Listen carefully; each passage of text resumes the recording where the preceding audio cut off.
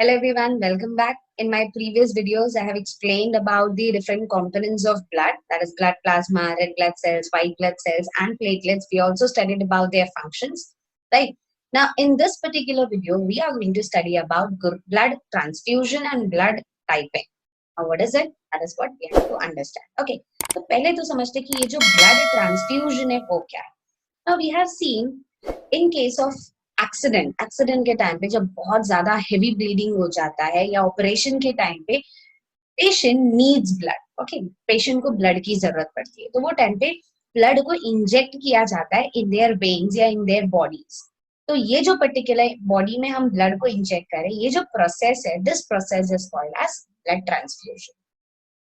So blood transfusion simply means injecting blood in patients. Okay, अब blood transfer करना है तो ऑब्वियसली बात है ब्लड की जरूरत पड़ेगी। Now this particular blood is taken from some healthy person's body. Okay, now this healthy person is referred to as blood donor. Okay, तो उसको हम डोनर रेफर करेंगे। जिनकी बॉडी में डाला गया है या जिनकी बॉडी में हमने ट्रांसफर किया है, दैट इज पेशेंट, को हम रेसिपिएंट बोलेंगे। ठीक है, so healthy person giving blood is called as blood donor and recipient is receiver, blood receiver. अब ब्लड जब ट्रांसफर करते तो ऐसे ही तो नहीं कर देते, हमने सुना है कि ब्लड ग्रुप मैच होना चाहिए। ठीक है, तो ब्लड डोनर का और रेसिपिएंट का मैच होगा तब जाके ब्लड ट्रांसफ्यूजन किया जाता है। अब ये मैच क्या करते हैं? ब्लड ग्रुप मैच करते हैं। तो ये ब्लड ग्रुपिंग क्या है या ब्लड टाइपिंग है? Blood grouping and blood typing मतलब सेम। तो ये क्या है? That is what we will understand. So let us begin with it. Now the concept of blood grouping was given by Karl Landstein.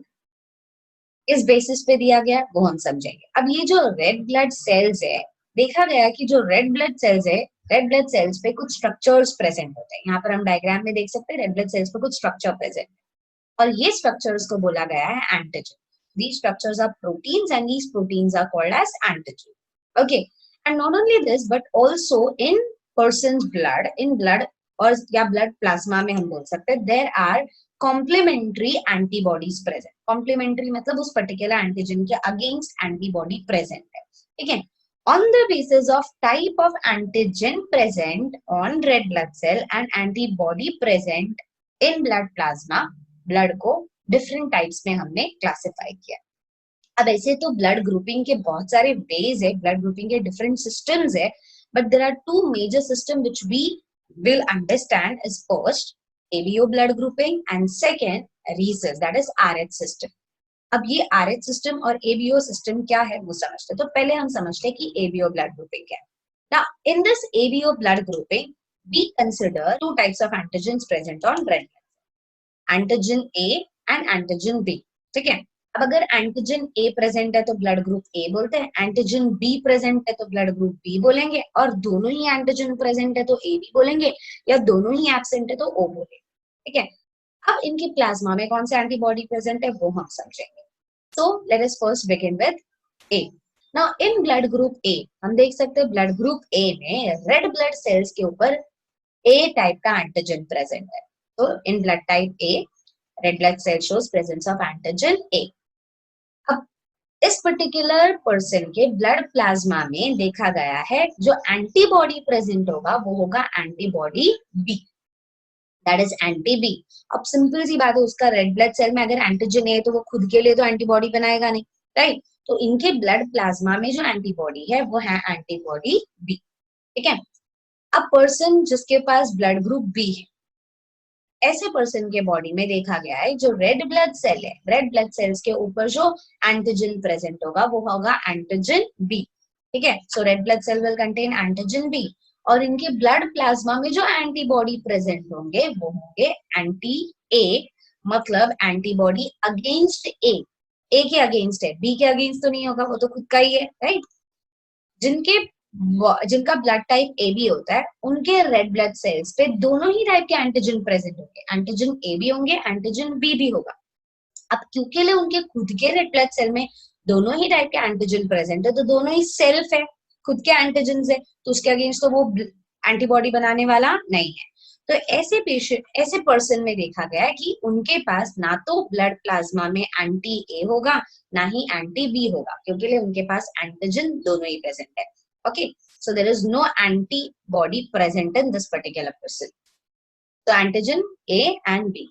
In red blood cells पे there are no antigen present. मतलब antigen A and antigen B both are absent. अब दोनों ही absent है, मतलब body is not aware of both the antigen. इनके blood plasma में antibody A भी present होगा और antibody B भी present होगा. ठीक है, तो anti A भी present है, anti B भी present है. तो ये हो गया हमारा type of blood. So blood type A will have red blood cell having antigen A. Blood type B has red blood cell having antigen B. Blood type AB will have both the antigens on red blood cell and O will have none of the antigen. अब antigen तो हमने देख लिया, जो antibody opposite रहेगा. If person has antigen A, their body will contain or plasma will contain anti-B, antibody B. जिनका blood type B है, उनका antigen B है, तो उनके पास जो antibody होगा वो antibody A होगा. जिनका ब्लड टाइप ए बी है तो उनके पास दोनों ही एंटीबॉडी नहीं होंगे.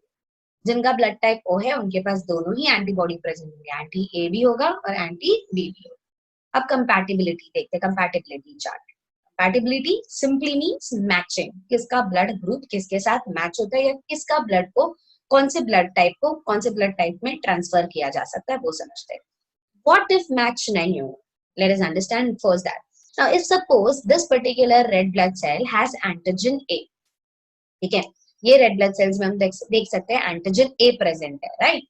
But हमारी body, suppose I am having blood group B, मेरा blood group B है, ठीक है, तो अगर मेरा blood group B है तो मेरे red blood cells पे जो antigen present होंगे वो होंगे antigen B और मेरे blood plasma में जो antibody present होगा वो होगा anti A, ठीक है. अब suppose ये पर्टिकुलर ब्लड ट्रांसफर किया, एंटीजन ए वाला ब्लड ट्रांसफर किया, ऑलरेडी एंटीबॉडी ए तो प्रेजेंट है ब्लड में. Now what this antibody will do, this antibody will attach on this particular और it will attack this particular red blood cells. यहाँ पर हम देख सकते हैं सारी एंटीबॉडी अटैच हो गए रेड ब्लड सेल्स को, which causes agglutination. Agglutination simply means clumping, clump हो जाता है. तुमने देखा होगा जब भी दूध फट जाता है तो कैसा जो मिल्क प्रोटीन्स है वो क्लम्प हो जाते हैं, तो वैसा ही कुछ यहाँ पर क्लम्पिंग होगा. And haemolysis, and later on it causes, it is haemolysed. Haemolysis मतलब those particular red blood cells are broken down, मतलब कोई यहाँ पर कुछ मतलब ही नहीं हुआ ट्रांसफर करके, right. And this particular thing में इवन लीड टू डेथ. बहुत ज्यादा अगर बहुत ज्यादा क्लम्पिंग हुआ तो ब्लॉकेज भी हो सकता है and it may even lead to death. So compatibility और मैच होना बहुत जरूरी है. अब वो मैच कैसे करते हैं वो हम देखते हैं. तो यहाँ पर हम देख सकते हैं फर्स्ट कॉलम, ये जो फर्स्ट कॉलम है, this column represents blood group of donor and row represent blood group of recipient, ठीक है. अब डोनर का ब्लड ग्रुप अगर ए है तो क्या वो रेसिपिएंट ए उसको ब्लड ट्रांसफर कर पाएगा? यस, ठीक है. इसके पास भी एंटीजन ए है, इसके पास भी एंटीजन ए है, ठीक है. अब यहाँ पर एंटीजन ए है तो उसके अगेंस्ट तो एंटीबॉडी नहीं है तो आराम से ट्रांसफर कर पाएगा. बी, अगर रेसिपिएंट का ब्लड ग्रुप बी है तो क्या ये ब्लड ग्रुप, ये ब्लड टाइप डोनेट किया जा सकता है? नो, ठीक है, बिकॉज इसके पास एंटीजन ए है और इस पर्टिकुलर पर्सन में एंटी ए प्रेजेंट होगा, मतलब एंटीबॉडी ए प्रेजेंट होगा, तो कंपैटिबल नहीं है. It is not matching. Compatible means matching. अब यहाँ पर देख सकते हैं A B, if person has blood type A B तो क्या उसमें ए ब्लड ग्रुप डोनेट किया जा सकता है? यस. ओ में नो, ठीक है, बिकॉज ब्लड ग्रुप ओ की अगर बात करें तो उनके पास तो कोई भी एंटीजन नहीं था, इसीलिए उनके पास दोनों ही टाइप के एंटीबॉडीज प्रेजेंट है. एंटीबॉडी ए भी प्रेजेंट है, एंटीबॉडी बी भी प्रेजेंट है.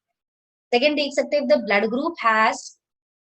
Group of the donor is B, so it cannot be transfused to A, it can be transfused to B, it can also be transfused to AB, because AB will have none of the antibodies, so there will be no agglutination.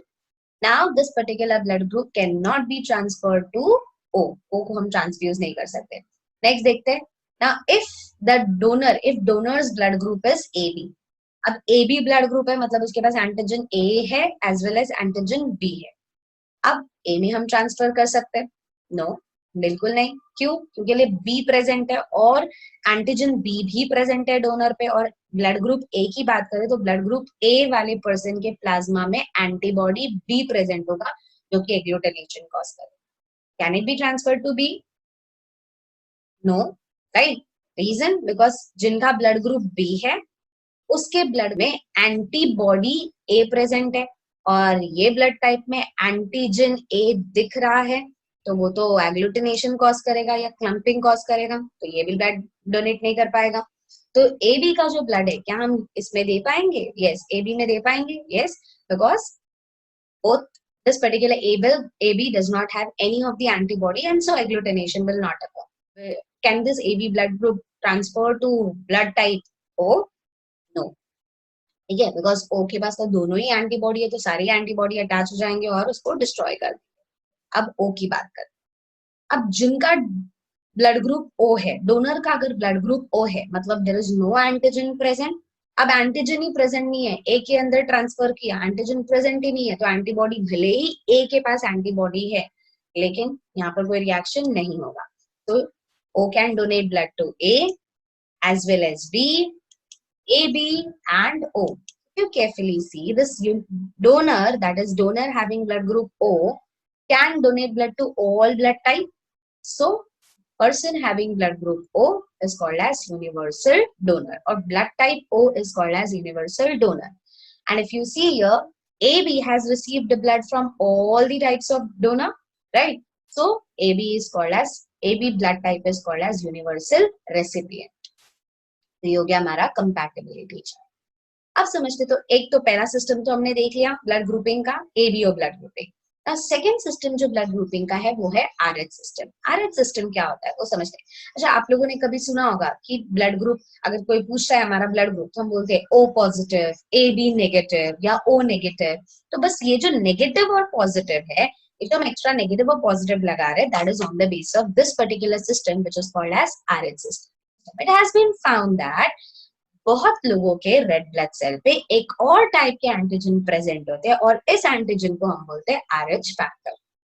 Okay, so the blood of most people contains substance called as RH factor, and this particular RH factor was first identified in rhesus monkey. That is common monkey में ये पहली बार identify किया गया, ऐसे type का factor को identify किया गया, इसीलिए इसको RH फैक्टर बोला जाता है।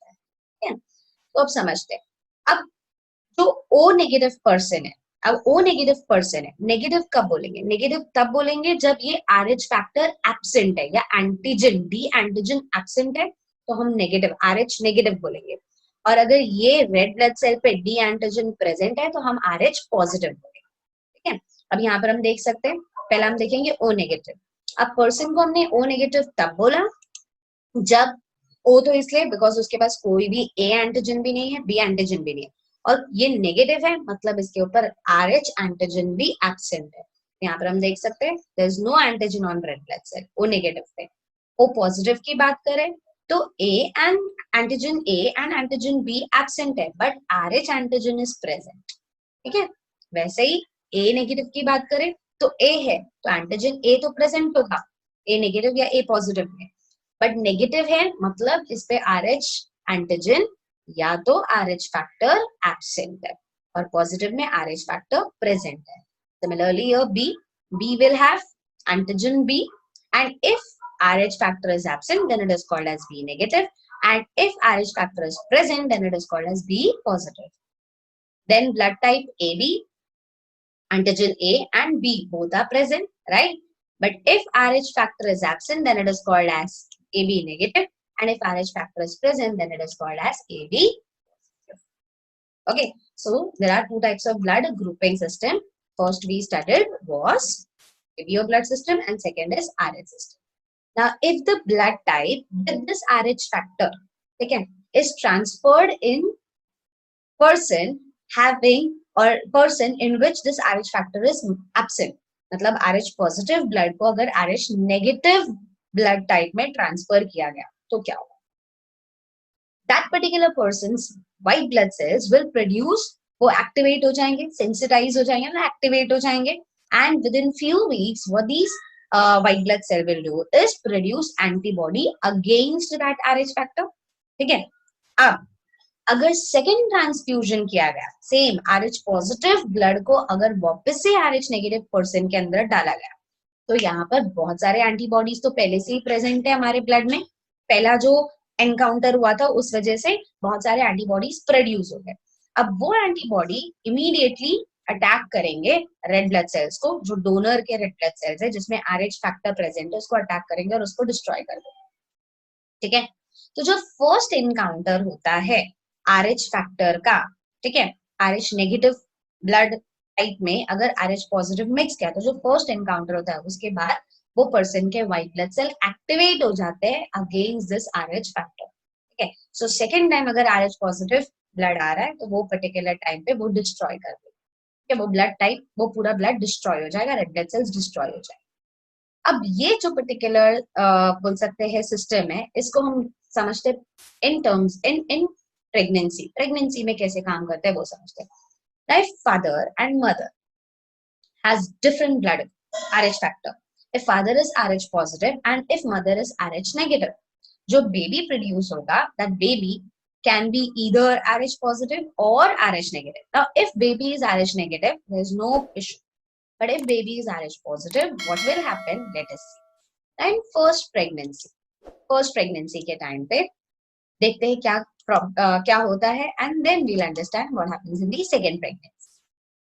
So later, now if RH mother is RH negative, so mother is RH negative, ठीक है, and if this mother is carrying baby which is RH positive, during childbirth or when fetus is there in mother's body, ठीक है, womb में present है, uterus में present है, या तो during childbirth, if by chance this particular blood, that is blood of baby, comes in contact with mother's blood, that is enters in mother's blood, mother के body में enter हो गया, ठीक है, तो ये जो RH positive वाले blood है, ये blood enter हो गए mother के body में, mother's blood will get sensitized.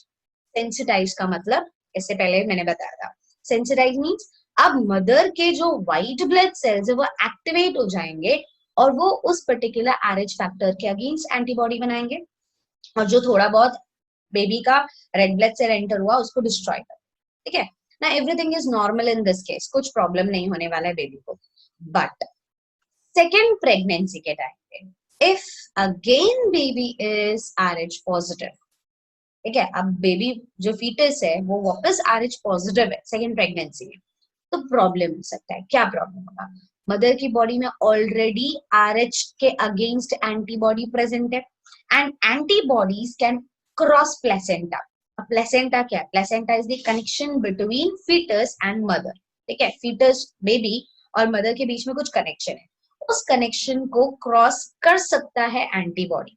तो ये जो एंटीबॉडी है that is RH antibody against RH or anti-RH, this can cross placenta and this antibody will enter in fetus, baby में एंटर होगा, बेबी के पास RH पॉजिटिव है, उसी के अगेंस्ट अगर एंटीबॉडी आ गया तो उसका ब्लड तो डिस्ट्रॉय हो जाएगा, so it may even lead to death of that particular foetus. मतलब सेकेंड प्रेगनेंसी डेंजरस हो सकती है फीटस के लिए if mother is negative and baby is positive. ठीक है, इसको कैसे टैकल किया जाता है वो समझते हैं। Now in first pregnancy itself, if it is found that baby is RH positive, तो it is likely that baby's blood is going to mix with mother's blood, baby का कुछ blood enter होगा mother के blood में, so mother is already beforehand only injected with immunoglobulin. Immunoglobulin is antibody RH, मतलब RH के against antibody inject कर दिया जाता है, so that when red blood cells of baby enters in the mother's body, antibodies जो already present है उस red blood cell को डिस्ट्रॉय करेंगे। अब इससे फायदा क्या होगा? इससे फायदा ये होगा कि जो मदर का white blood cells it will not gate activated, मतलब वो एक्टिवेट होने के पहले ही हमने एंटीबॉडीज दे रखे थे जिस वजह से वो डिस्ट्रॉय हो गया। मतलब here mother is not getting sensitise. अब mother is not getting sensitise in first pregnancy, तो सेकेंड प्रेगनेंसी में कुछ प्रॉब्लम होने का चांस नहीं। So this is how this particular problem is treated. Okay, so in this particular video we have studied about the different types of blood group. पहले तो हमने blood grouping system देखे, दो टाइप के हैं, ABO blood grouping system and RH system, और हमने ये भी देखा कि RH फैक्टर कैसे प्रेगनेंसी को अफेक्ट कर सकता है। Okay, so in my next video we are going to study about the circulation of blood in which we will understand heart. structure and function of heart. So I hope you all understood this particular entire blood typing. If you have any doubt, you can ask in comment section. Thank you very much.